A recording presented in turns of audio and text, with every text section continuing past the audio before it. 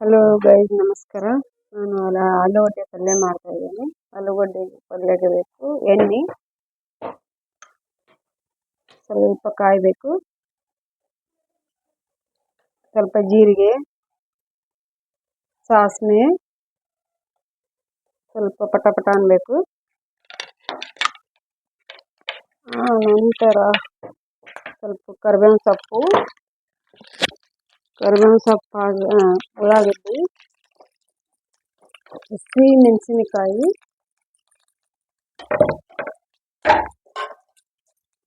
ಎಲ್ಲ ಹಾಕಿ ಚೆನ್ನಾಗಿ ಫ್ರೈ ಮಾಡಬೇಕು.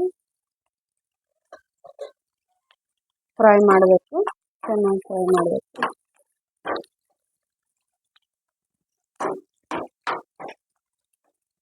ನೋಡಿ, ಕೆಂಪಗಾಗಬೇಕು. ಸ್ವಲ್ಪ ಕೆಂಪು, ಭಾಳ ಬೇಡ. ಇದೆಲ್ಲ ಕೆಂಪಾದ ನಂತರ ಚೆನ್ನಾಗಿರುತ್ತೆ. ಆಲೂಗಡ್ಡೆ ಪಲ್ಯ ದೋಸೆ ತಿಂದ್ರೆ ಶಕ್ತಿ ಘಮ ಘಮ. ನೋಡಿ ಎಷ್ಟು ಚೆನ್ನಾಗಿ ಆಗ್ತಾ ಇದೆ. ನೋಡಿ, ಸ್ವಲ್ಪ ಸಣ್ಣ ಮಾಡೋಣ ಗ್ಯಾಸ್. ನೋಡಿ ಸಾಕು. ಇದಕ್ಕೆ ಸ್ವಲ್ಪ ಅರಿಶಿನ ಪುಡಿ ಹಾಕೋಣ. ರುಚಿಗೆ ತಕ್ಕಷ್ಟು ಉಪ್ಪು ಹಾಕೋಣ. ಉಪ್ಪಾದ ನಂತರ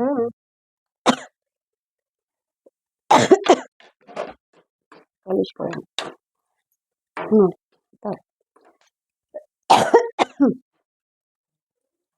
ಈಗ ಆಲೂಗಡ್ಡೆ ಹಾಕೋಣ.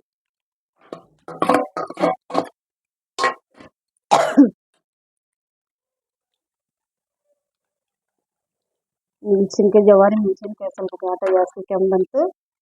ಇವಾಗ ಕೊತ್ತಂಬರಿ ಸೊಪ್ಪು ಹಾಕೋಣ. ಅದ್ರ ಮೇಲೆ ನೋಡಿ, ಇದು ಲಿಂಬೆ ರಸ ಹಾಕೋಣ. ಟೊಮೆಟೊ ಬೇಡ, ಲಿಂಬೆ ರಸ, ಒಂದು ಲಿಂಬೆ ರಸ ಹಾಕೋಣ. ಇನ್ನೊಂದು ಪೀಸ್ ತಗೋತೀನಿ. ರುಚಿಗೆ ಲಿಂಬೆ ರಸ ಆರೋಗ್ಯಕ್ಕೆ ಒಳ್ಳೆಯದು. ಟಮಾಟಿ ಹಾಕೋದು ಬೇಡ.